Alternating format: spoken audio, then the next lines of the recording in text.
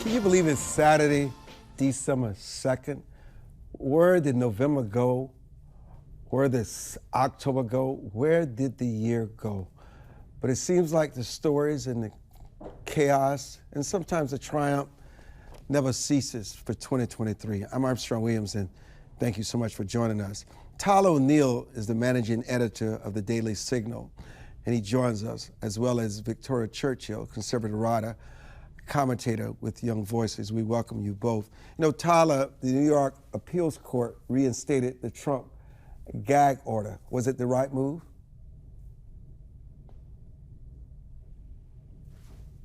Not only do we have a situation where a former president of the United States who is trying to defend himself in court is being gagged from speaking, but he's also a candidate, the leading candidate for president in the Republican primary field right now, and if some polls are to be believed, the leading candidate for the general election as well. So this is a situation where any American should be able to defend themselves in court, and any American should be able to run for office and speak freely. So the Circuit Court of Appeals ruling was unjustified and politically? It was a political decision? Yeah, well, I think it's both in terms of protecting yourself when you face charges like this.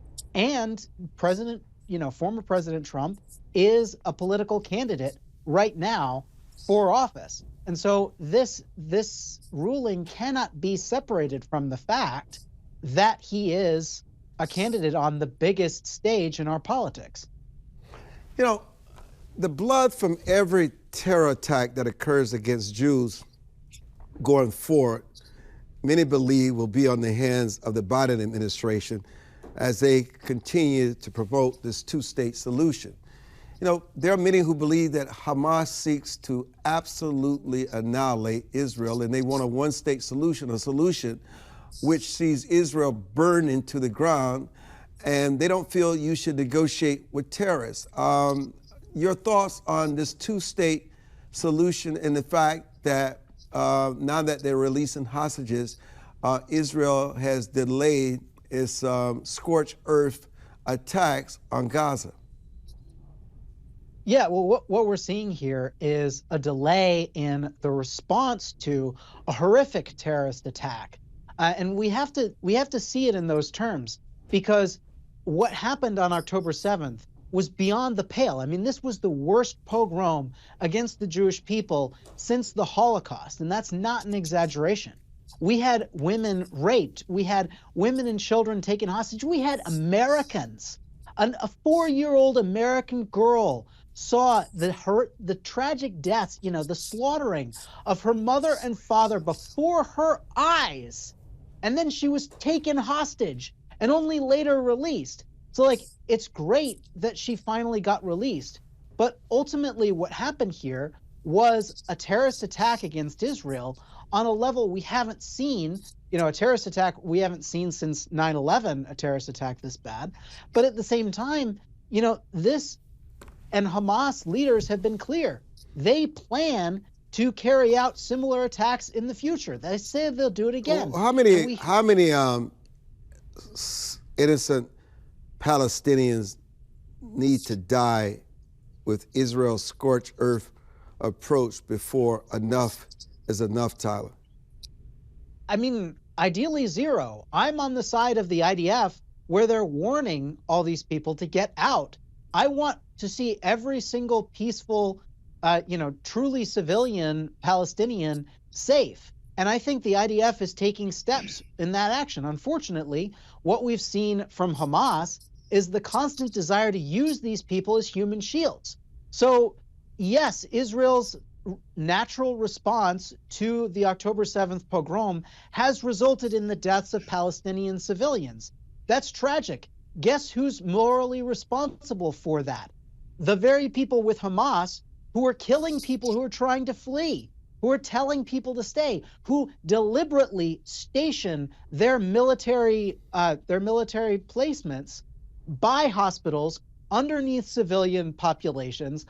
This is, when we talk about who's responsible here, let's be absolutely clear. The IDF holds itself to standards that are, frankly, the highest, I think, in history, where they'll warn ahead of attacks, where they'll try to get people out of there. And this is a war. That's not always going to be possible. They still have to prevent another October 7th attack. That's what all of this is about. And so Israel has two very difficult things to balance here, and they do a frankly superb job in trying to protect these civilians who we all want to survive. But it's Hamas who keeps putting them in harm's way. And Israel has to respond to Hamas because of what happened on October 7th. They're responding, Tyler. We get that. There's no question. Victoria Chruchhill is joining our conversation now. The Koch brothers have endorsed Nikki Haley. The financial establishment is endorsing Nikki Haley, from Jamie Dimon from J.P. Morgan. It seems as though that Nikki Haley's great debating skills is finally paying great dividends for her. Is she the candidate that can topple Donald Trump? Well, I believe Team Haley definitely believes so, but they have a lot of work to do to convince the American people that she is the choice. Now, dollars obviously help in that sense, so the fact that she is getting a financial backing, I would not be surprised to see a boost to her campaign from that. But I think a lot of people are a little bit skeptical of her record. I think it is a great one. It is a respectable one. But again, even as we've seen in attacks from the primary, I think she needs to get a little bit better at answering the attacks that are launched her way to really prove that she can go up against Joe Biden in the general election. Now, polling has shown that she actually would beat Biden numbers higher than former President Trump, who is currently leading the Republican field, would do. So that also does play in her favor. But again, I still think her team has a lot of work to do. They're going to be looking at early states. We are under 2 months away from the Iowa caucus in the middle of January. Then it'll be the New Hampshire first in the nation primary, and then Super Tuesday, the beginning of March. So we definitely have a lot to look forward to. And I'd also be interested to see if anybody else drops out between now and some of those contests, if they would throw their weight behind former Ambassador Haley and now, candidate. Speaking of juggernaut Donald Trump, the internet exploded this week with the possibility that he could possibly name former HUD Secretary and presidential candidate Ben Carson as his running mate. Your thoughts? I would love to see that. I think Ben Carson's got a great track record of both public service and private sector service. I think he's not as polarizing as a lot of people that we see on stage on TV today in the Republican primary. And so I think he would definitely be a boost to the Trump campaign. And I also think that he would help with evangelical voters that were kind of the reason that Trump tapped Mike Pence last time out. And I think Carson would definitely help in a lot of those communities. So, I think that would be a great bet. I think many Americans absolutely can see that it would be a brilliant move on the part of the former president. But at what cost to Dr. Ben Carson if he were to accept it?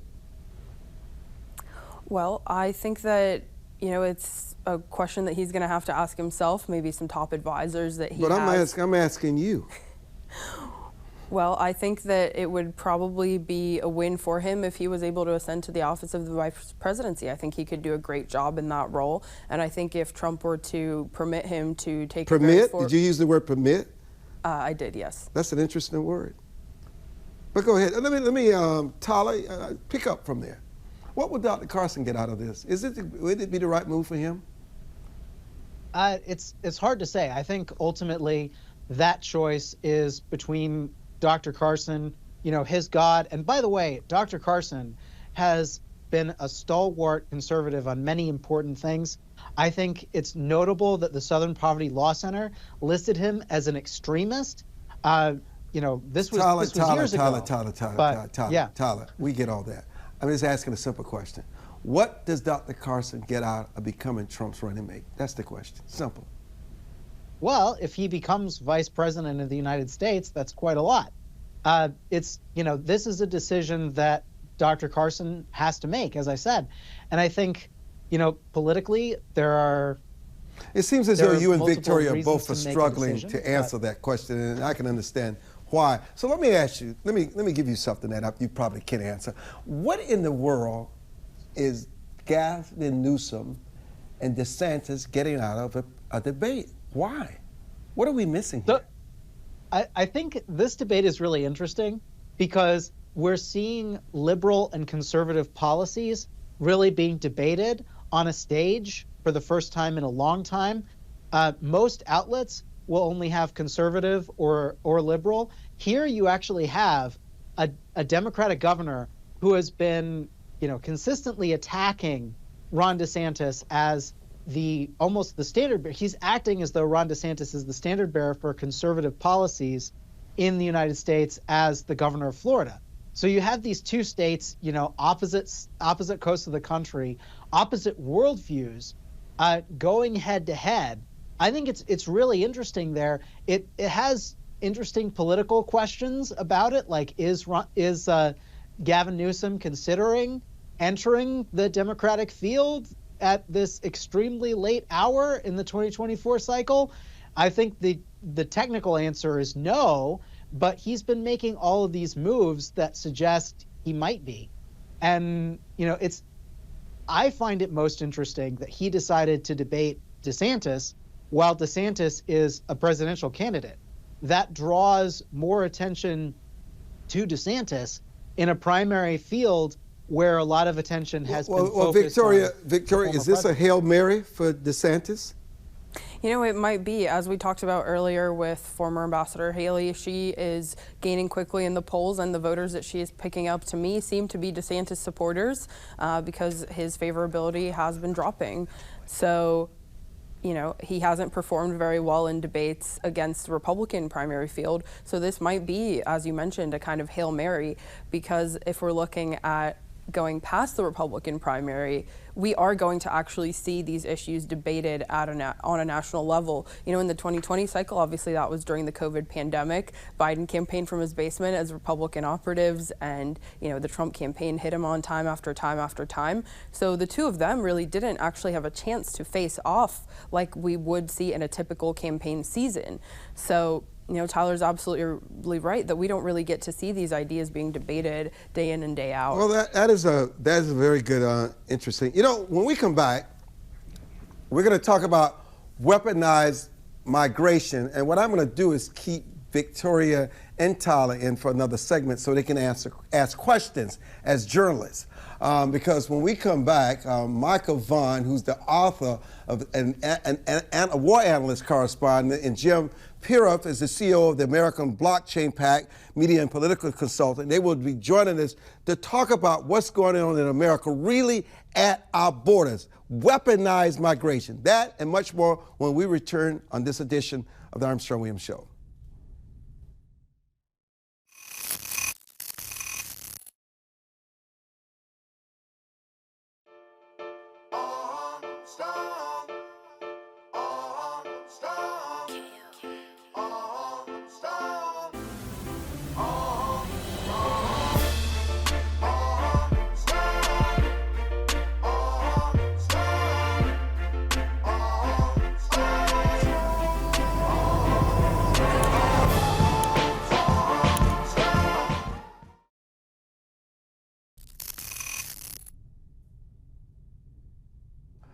And welcome back to the broadcast. Fighting age males, think about this, are entering this country in great numbers. Just look at who is coming in. All young, fit adult males, many of which are from Venezuela, a country aligned with the terrorist organization Hezbollah. America is under siege. We just can't see it. We have some outstanding guests on it here today to talk about what is going on at our borders. They're, in my opinion, they're war correspondents, but they have been there firsthand to see it. And they're joining us to talk about the weaponization of immigration is what we have today. Michael Vaughn is an author, war analyst correspondent, and Jeff Pfaff is the CEO at American Blockchain Pact.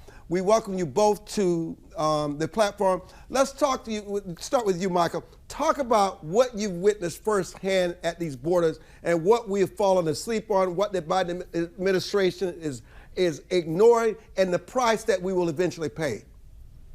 Hello, sir. I'm in Guatemala City right now, actually on the southern part of This is the country that borders, or one of the countries that borders Mexico in the southern half. The other part is Belize. These two countries border Mexico, and they're part of the route that these aliens are using to get to the United States. So this is actually a very serious weaponized migration. We have nobody actually knows how many people are coming in per day. I would say as a working number, it's probably 20,000, but nobody knows. Even Homeland Security doesn't know. And so I'm constantly downrange, whether it's Morocco or Lithuania or Netherlands, Colombia, Panama, Mexico, Texas. I'm all across the southern border, all the way from SpaceX to San Diego, looking at what's going on.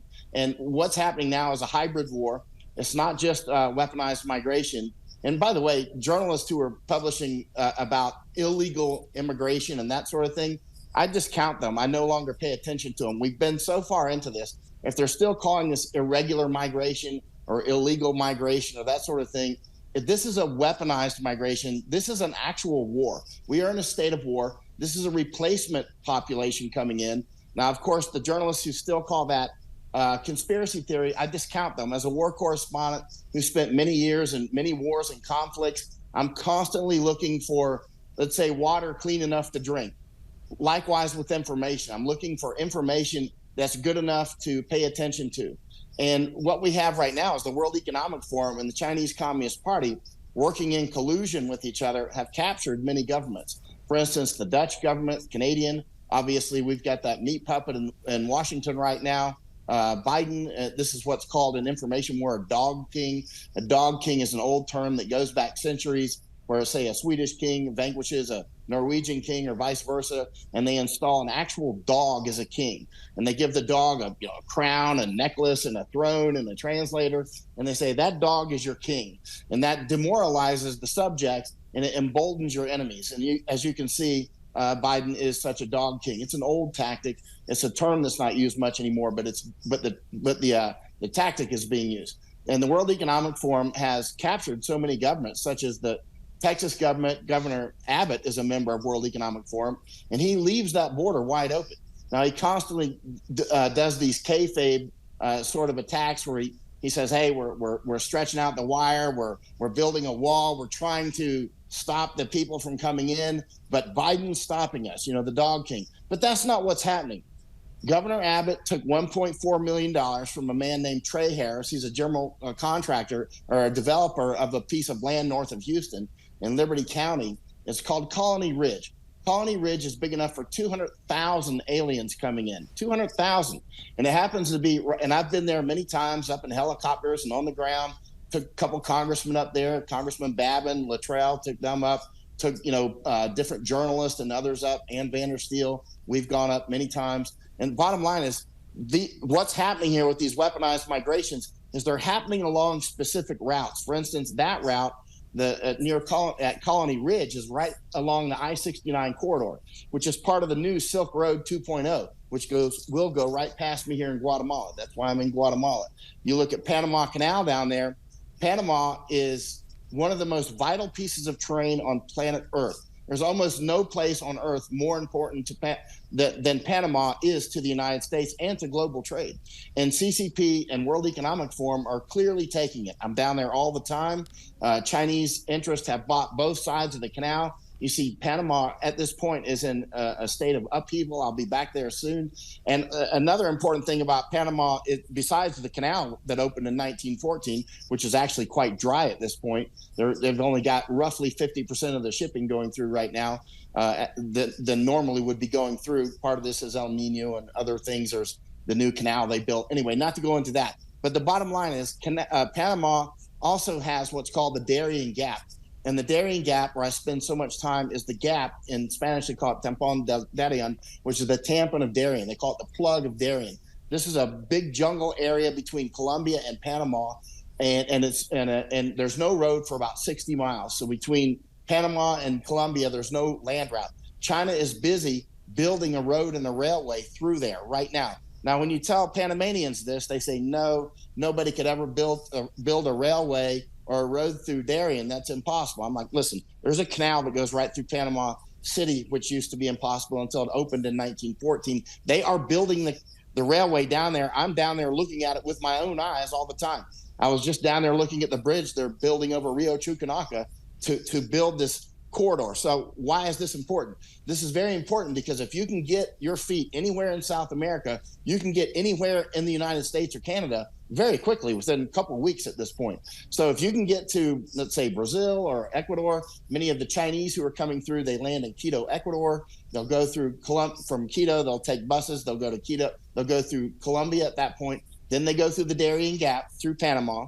And then from there, they head north. And the Chinese ecosystem is of particular interest because, there's people from at least 140 countries coming through the Darien Gap and at least 160 countries coming over our borders illegally, right? Now, the Chinese ecosystem is of specific interest. And this is very important what I'm about to tell you. The Chinese Communist Party claims jurisdiction over anybody with Chinese genetics, anybody with Chinese genes, and they consider themselves the master race. I spent about a year running around China, and you've never seen racists like Chinese. They're unbelievably over the top. That's why the Hong Kongers call them Chi-Nazis, right? They call them, and I spent quite a bit of time in Hong Kong until I got kicked out in 2020 by the CCP, actually. And, the Chinese Communist Party took Hong Kong in 2020, right? But they call them Chi-Nazis in Hong Kong, the Cantonese-speaking Hong Kongers, because they say Chi-Nazis are so racist, and basically Nazism was when you took fascism and add a huge racial component.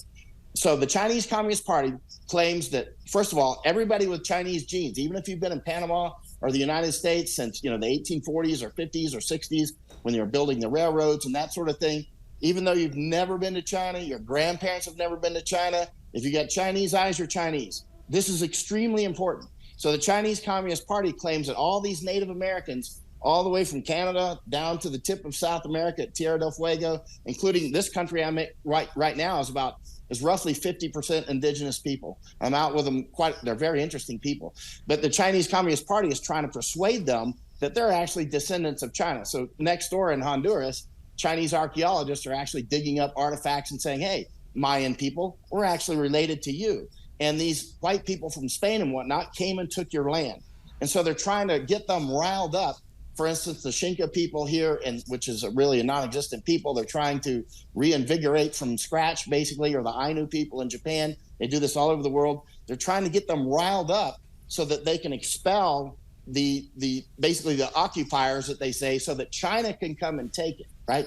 So that's one of the reasons that this huge weaponized migration is unfolding. And it's not just happening here. Often I'll leave Panama and fly over to Netherlands and watch the same thing happening there. The Netherlands is of specific interest, just like Panama is. The Netherlands is of specific interest because Rotterdam Harbor is there. Rotterdam Harbor is the biggest harbor in Europe. It's one of the top 10 in the world, and it's right at the mouth of the Rhine River, which is like the Mississippi of Europe, right? And the second largest harbor in Europe is Antwerp in Belgium, just south of Rotterdam. So the two biggest harbors in Europe, these arteries, are right there, and the Chinese Communist Party and World Economic Forum in collusion are working to build something called Tri-State City. Tri-State City is the three states of Netherlands, Belgium, and Germany. So they're working to build this giant smart city, actually prison city, for 30 million people, which will consist of most of Netherlands, part of Belgium, and part of Germany,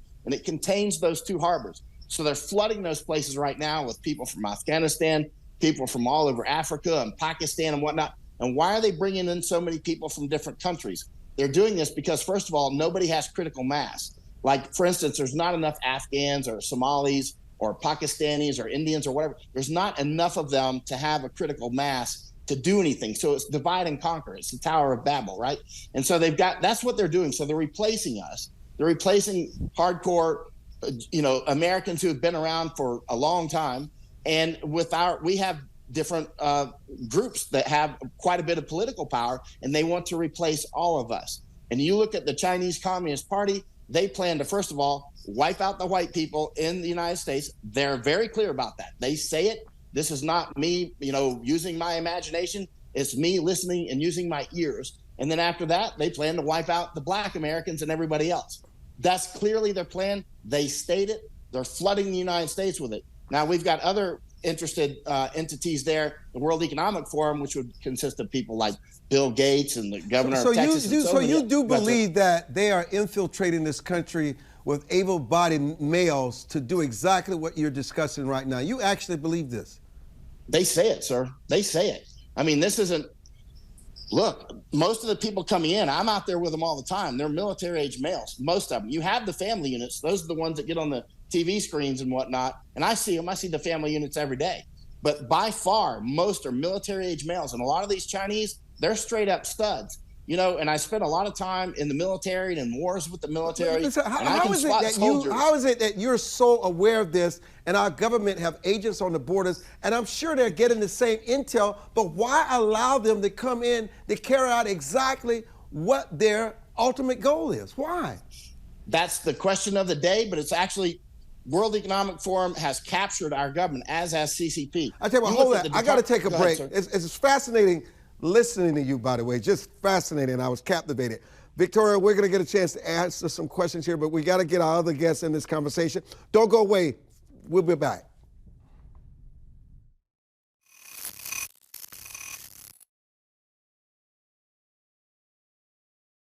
As a home buyer, you need a lender who cares about your home ownership dreams.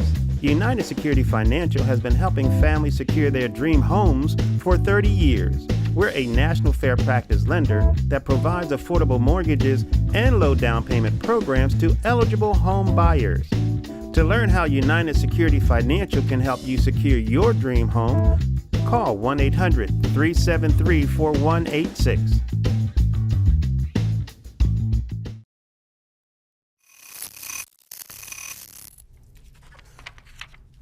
Welcome back to this fascinating discussion. So let me turn to Jim. Jim, they're here. Obviously, we know they're here. Why would we allow the self-destruction of our nation? Well, it really does go back to the roots of what happened back in 1986 when Ronald Reagan accepted an immigration reform plan that actually had some teeth in it, but you still had this issue of globalization, which, by the way, I believe in global trade. I believe in building markets and networks around the world. I'm a free marketeer. But what has happened is we have had this aggressive policy to trying to build these global trade channels of forgetting what made us a great country to begin with. Like, we've had this pro-China policy since the Nixon administration, and we can't entirely negatively look upon every effort that the Nixon administration tried to do. But by the time we got into the 1980s and 90s, there was a massive attempt to try to build economic ties so strongly with a communist nation that we forgot what the consequences of that would be. You know, I have argued for many years that we do not, when we're doing these free trade deals, one, they should be unilateral trade deals, and two, it should be the same on each side of the deal. One of the big problems is we give a lot away to these countries, particularly when you talk about China and them being a communist country, where we allow them just to willy-nilly go ahead and do whatever they want to their people, and we put no demands back on them if they want to come into our markets. We have literally strengthened communist China ever since we gave them most favored nation status in 1999. It's one of the greatest travesties of American policy. Ever since then, we have turned a blind eye. Everything that Michael Yon was talking about just a moment ago, we entirely turn a blind eye to in this country. You know, we don't have members of Congress who understand that they can set immigration and trade policy. Article 1, Section 8, Clause 4 of the Constitution gives Congress the authority to set naturalization standards, and they won't do anything meaningful except to open it wide without any thought to what will actually work for this country. We do not have a pro-America policy in the American political class. Both sides of the aisle have the problem, and the administrative side of this has really gone haywire, because ever since 1986, the immigration laws on the books, administration after administration, Democrat and Republican, will either ignore or neglect. And now we're in a place where it is truly, as Michael said, being weaponized against this country in the Biden administration. They are literally ignoring everything that matters, And they, by the way, I don't know if people know this, but our judicial system, our immigration judicial system, did not even have a computerized system until 2022. Up to 2017, people were calling for, why are we doing a paper system? Those are just the claims or problems of immigration that get to the legal aspect of it, much less all of the hundreds and hundreds of thousands, millions more that come across the border that never enter that legal system. We were doing all that on paper for 2022. So we really have no freaking clue what's going on. And politicians have known this for decades, and they refuse to even take any action that would be rational or helpful in this matter. You know, Masako, thank you for joining the conversation. Explain to us, what are the key points of interaction or conflict between the World Economic Forum's agenda and the policies of the Chinese Communist Party? And how does the dynamic between the WEF and the CCP influence global economic policies? So you're asking me about what's the relationship between the weaponized migration and World Economic Forum and CCP? Yes. Okay, if I understand your question correctly, I must say, when we look at migration issue, to begin with, we should not use the term migration issue. We have to see this as a war. We are in a war. And it is basic things that we have a strict border policy. It's the basic rule to maintain sovereign country.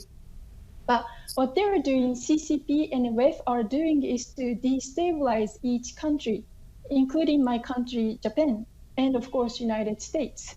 That's why I went to United States, and right after current administration was installed, I went to the southern border, America and Mexican border, and we witnessed the construction of wall has ended.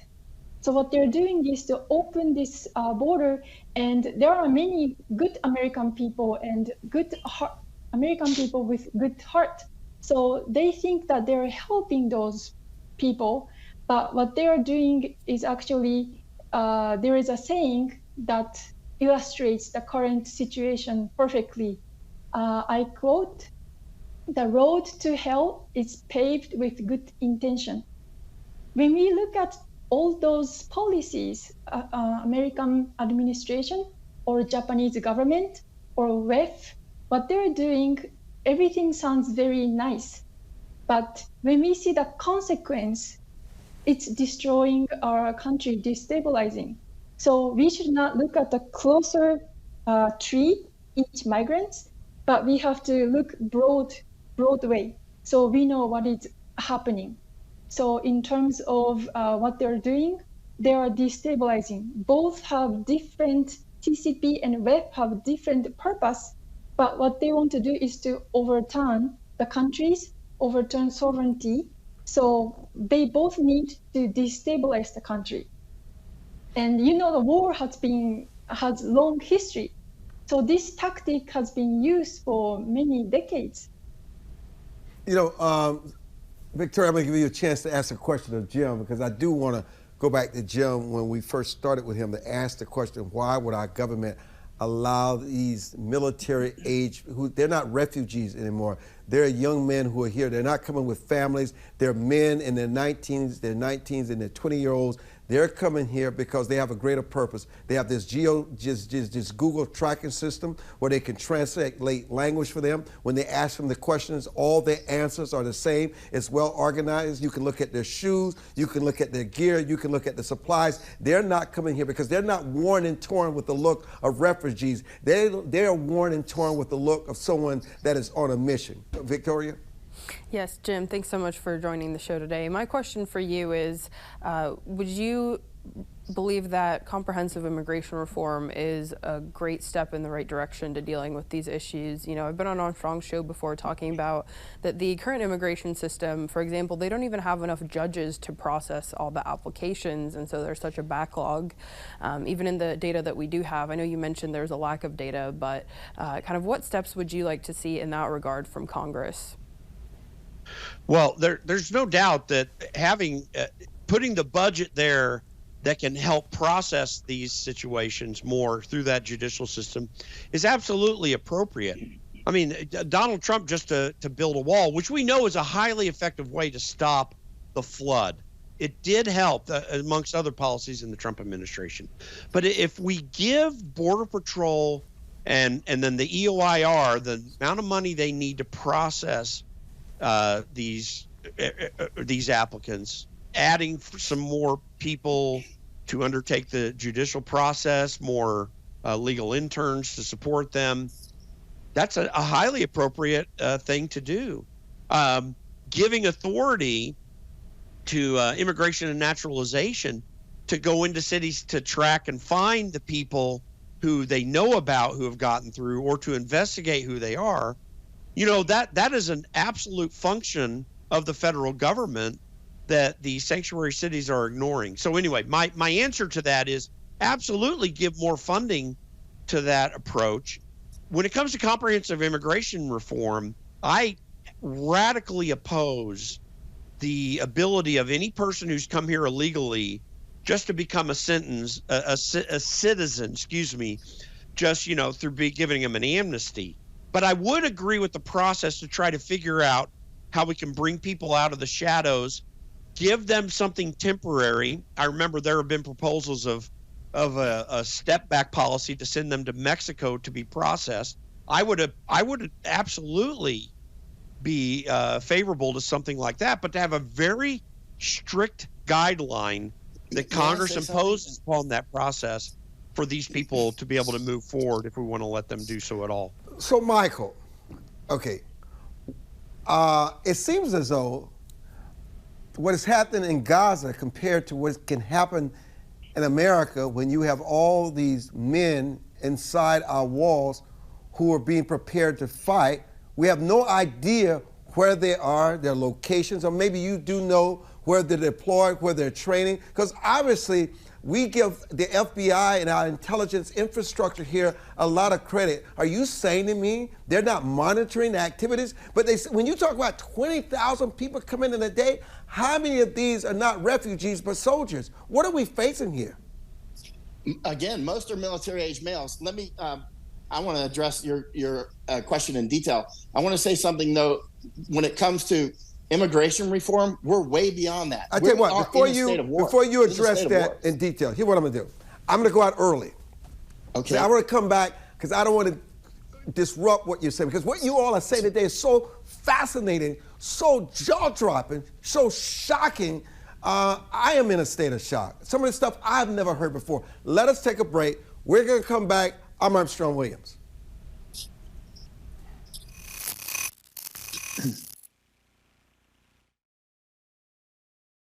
If you believe every child is deserving of a quality education, please go to educationjusticefoundation.com.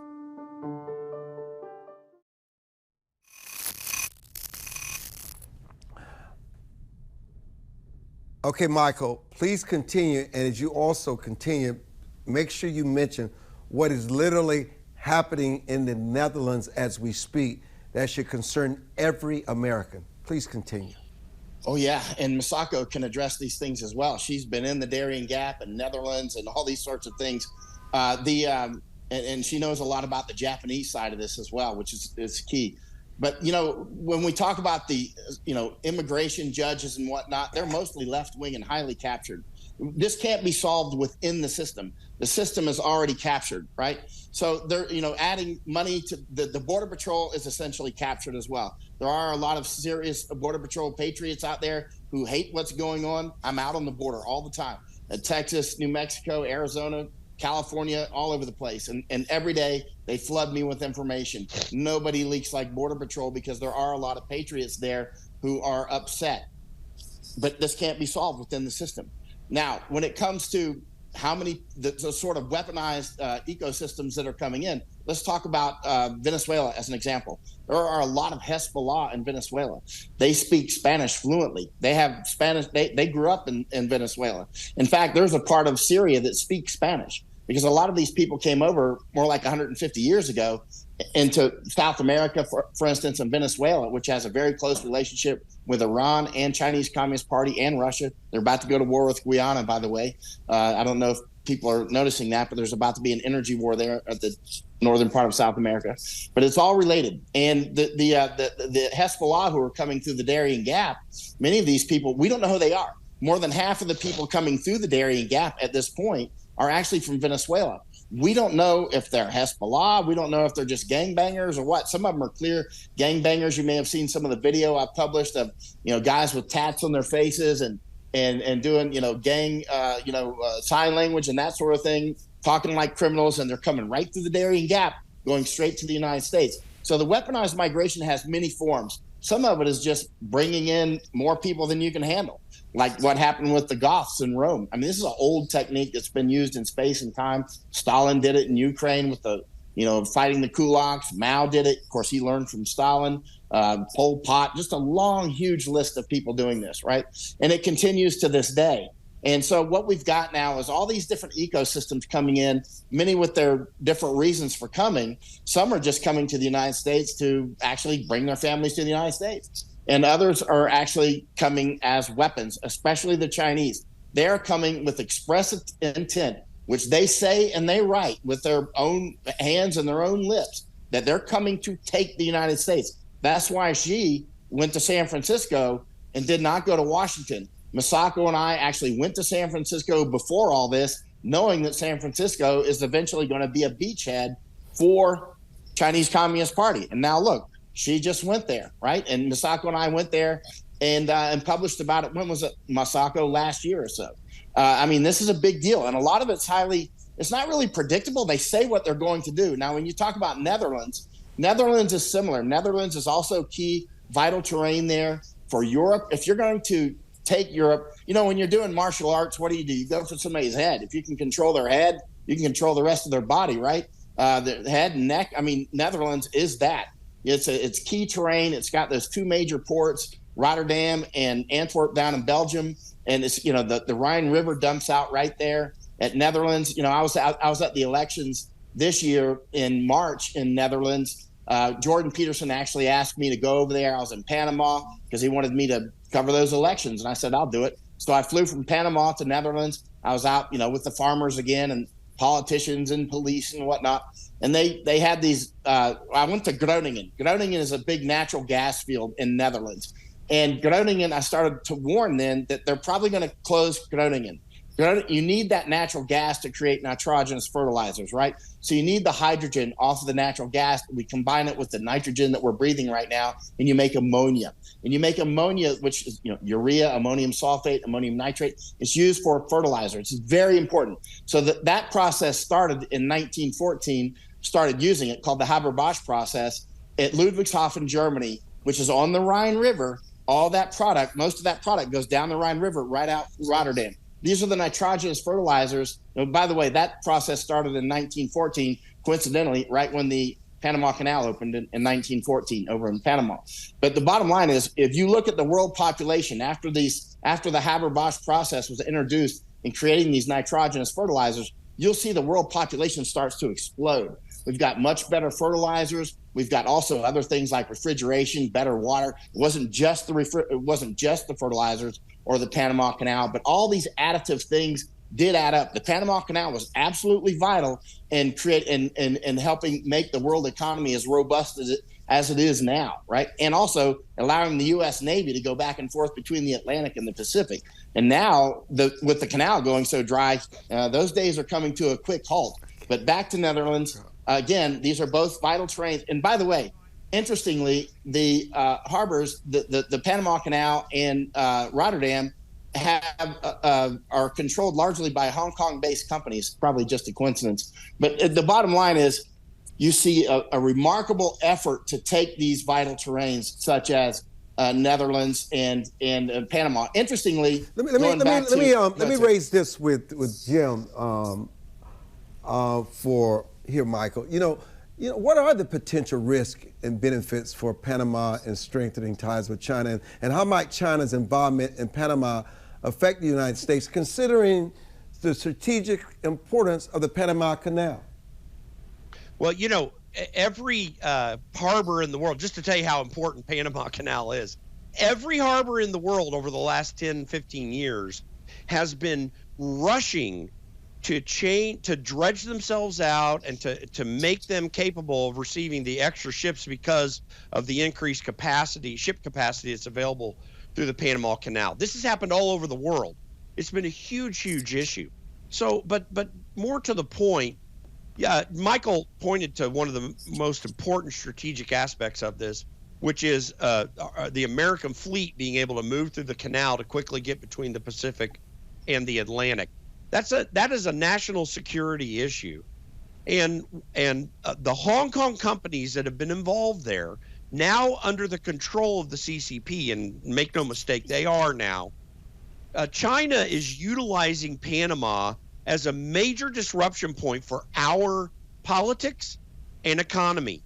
China, make no bones about it, China is involved with what's happening, in the Darien Gap and the immigration that's coming up through there, and utilizing that as a growing, even though now dangerous, still a growing pinch point for immigration coming up to the United States.